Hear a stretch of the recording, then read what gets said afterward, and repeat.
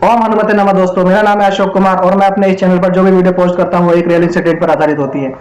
ऐसा real incident जो कि खुद मेरे साथ एक्सपीरियंस की गई हो या फिर आप लोगों के द्वारा बताई गई कहानियों को मैं अपने इस चैनल पर बताता हूँ। सो गाइस, आज का जो इंसिडेंट है वो हमें शेयर किया शालिनी ने। शालिनी जो कि उत्तराखंड से बिलोंग करती हैं। शालिनी, उनकी शादी हो गई थी तो उन्होंने बताया कि शादी के दौरान जब उनका प्रेगनेंसी का समय आया तो उनके जो हस्बैंड थे वो जॉब के लिए अपने शहर से बाहर रहा करते थे, जिस कारण उनकी जो देखभाल करने वाले थे वो उनके खुद सास ससुर किया करते थे। धीरे धीरे जब इनकी थोड़ी थोड़ी तबीयत ख़राब होने लगी तो प्रेगनेंसी के दौरान इन लोगों ने ये इस चीज़ को इस नज़रिए से देखा कि हो सकता है कि भाई प्रेगनेंसी में हर किसी के साथ थोड़ी थोड़ी दिक्कतें होती हैं। मे बी तो तबीयत ख़राब थी, वो धीरे धीरे और ज़्यादा बिगड़ने लगी। जब इनकी तबीयत धीरे धीरे ज़्यादा बिगड़ने लगी तो इनके जो सास ससुर थे उन्होंने इनका ट्रीटमेंट करवाया। हालांकि ट्रीटमेंट के दौरान इनकी तबीयत और ज़्यादा बिगड़ती गई। धीरे धीरे इनको ऐसा हुआ करता था कि सुबह 4 बजे इनके कपकपाहट मचने लगती थी। जब इनके शरीर में कपकपाहट मचने लगती थी तो वो समय कुछ जून का हुआ करता था, जो कि बहुत ज़्यादा गर्मियों का समय होता है। उस टाइम पे इन्हें कपकपाहट लगती थी तो इनके जो सास ससुर थे वो इन्हें एक कंबल दे दिया करते थे जिससे कि उनको रिलीफ मिले।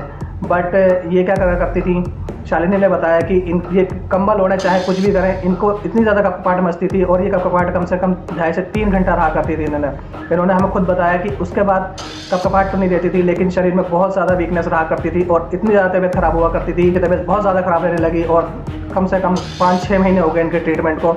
तो इनके जो हस्बैंड थे वो आते हैं घर। जब एक दिन इनके हस्बैंड घर आते हैं तो वो देखते हैं कि शालिनी की तबीयत जो है बहुत ज़्यादा ख़राब रहने लगी। तो इनके जो पापा थे वो उस चीज़ को उस नज़रिए से नहीं देखते।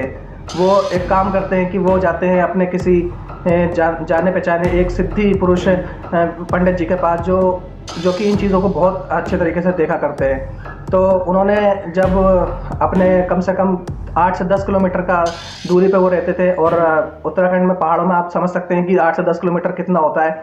ना ही कोई साधन, ना ही कोई वाहन, कुछ ऐसा नहीं होता है, जिसकी वजह से उनको वो सफ़र पैदल ही तय करना पड़ा। जब वो लोग अपने पंडित जी के पास जाते हैं, पंडित जी ने इनके हस्बैंड को ये बताया कि जब एक बार शालिनी कहीं जा रही थी तो जाते जाते जब वो गधेरे के पास पहुंची तो उनका पैर फिसल गया था।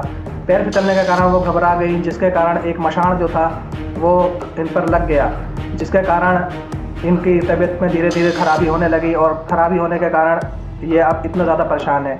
तो पंडित जी ने कुछ मंत्र वंत्र फूके और वहीं से ही एक विभूति फूकी, जिनके कारण घर बैठी शालिनी, जो कि इनके अपने हस्बैंड के साथ नहीं जा पाई थी क्योंकि उनकी तबीयत बहुत ज़्यादा ख़राब थी, जिसके कारण इनको वहीं से रिलैक्सेशन मिलना स्टार्ट हो गया। तो पंडित जी ने इनको एक ताबीज़ बांध के दिया और उनके साथ साथ एक विभूति भी दी जो इनको रोज़ लगानी थी।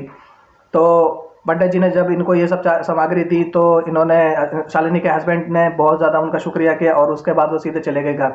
जैसे ही वो घर जाते हैं, घर जाने के बाद वो उन्हें ताबीज़ देते हैं। ताबीज़ देने के बाद जब उन पर विभूति लगाई जाती है तो विभूति लगाने के बाद उनको रिलैक्सेशन मिलना स्टार्ट हो जाता है।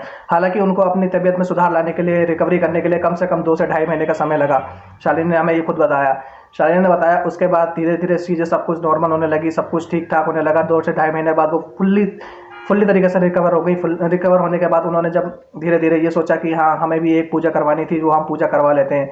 हालांकि इनकी प्रेगनेंसी को 7 ही महीने हुए थे, तो 7वें महीना होने के बाद में जब धीरे धीरे इनके साथ इनकी पूजा करवाने लगे तो इनके सास ससुर ने इनका पूरा साथ दिया और उन्होंने कहा कि हाँ, क्यों ना अब हमें पूजा करवा लेनी चाहिए। जब ये लोग पूजा करवा ही रहे थे तो पूजा के दौरान इन्हें एक झाड़ा लगा। जो झाड़ा लगाने के बाद में ऐसा होता है कि ये जो ताबीज़ वगैरह होता है ये सब उतार दिए जाते हैं। तो शालिनी की मम्मी ने ताबीज़ उतारा और उसके बाद में आराम से पूजा ख़त्म हुई। इस पर पूजा संपन्न होने के बाद जब ये लोग आराम से घर पे बैठते हैं तो इन्होंने अनजाने में बहुत बड़ी गलती कर दी थी जो इनको आगे जाके भुगतनी पड़ी। जब 3 से 4 ही दिन हुए थे पूजा समाप्त होने के बाद इनकी डिलीवरी हो जाती है। तो 7वें महीने में ही इनका जो बेबी था उन्होंने उनको जन्म दिया। जन्म देने के बाद 4 से 5 ही दिन हुए थे बच्चे को और उसकी डेथ हो जाती है। अब परिवार में एक गंभीर माहौल बन जाता है, जिसके कारण ये लोग अब सोचते हैं कि हमसे क्या ही गलती हुई है जिसके कारण हमसे ये सब हो रहा है। तो इनके जो पापा थे और जो शालिनी जो थी, ये दोनों मिलकर एक डिसीजन लेते हैं कि हम दोबारा जाएंगे उन पंडित जी के पास और उनसे पता करेंगे कि अब हमसे क्या गलती हुई है। ये लोग दोबारा जाते हैं और जाने के बाद जब पंडित जी से परामर्श लेते हैं तो पंडित जी अपनी आँख बंद करके जब ध्यान लगाते हैं तो पंडित जी बहुत ही क्रोधित होकर इन्हें बोलते हैं कि मैंने जो ताबीज़ दिया था वो एक बच्चे की सुरक्षा के लिए दिया था, जिसे तुमने पूजा के दौरान ही उतरवा दिया। तो अब ये लोग इस चीज़ को सुन के बहुत ज़्यादा पछतावा करते हैं और ये सोचते हैं कि काश हमने उस टाइम पे पूजा नहीं की होती।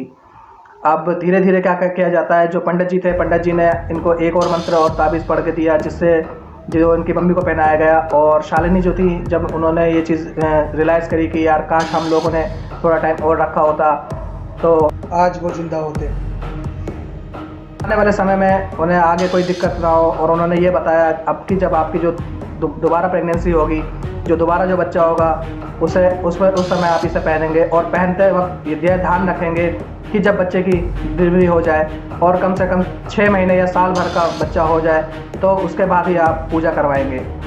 ये महाराज जी को प्रणाम करते हैं और गुरु जी से आशीर्वाद लेते हैं। उसके बाद ये सीधे घर चले जाते हैं। घर जाने के बाद जब इनका दोबारा प्रेगनेंसी होती है और दोबारा एक बच्चा होता है, हालांकि इस टाइम पे उन्होंने ताबीज़ वगैरह सब पहना हुआ था, जब बच्चा 6 महीने का साल भर का हो जाता है तो वो लोग पूजा करवाते हैं। इस बार जब पूजा करवाते हैं तो उनका बच्चा बिल्कुल हेल्दी रहता है, सब चीज़ सही रहती है। उसके बाद अब उनके जीवन में बहुत ज़्यादा खुशहाली। सो गाइस, शालिनी ने अब हमें बताया कि अब उनके 3 बच्चे हैं, जिसमें सबसे छोटा उनका लड़का है और 2 उनकी बेटियां हैं। तो गाइस, आखिर में बस मैं यही कहना चाहूँगा कि अगर आपके पास कोई ऐसा ही रियल इंसिडेंट हो तो हमसे प्लीज़ संपर्क करें। नीचे दिए गए नंबर पे आप कांटेक्ट कर सकते हैं और व्हाट्सएप के थ्रू आप हमसे बात कर सकते हैं। मैं मिलूँगा आपसे नेक्स्ट वीडियो में, तब तक ओम हनुमते नमः।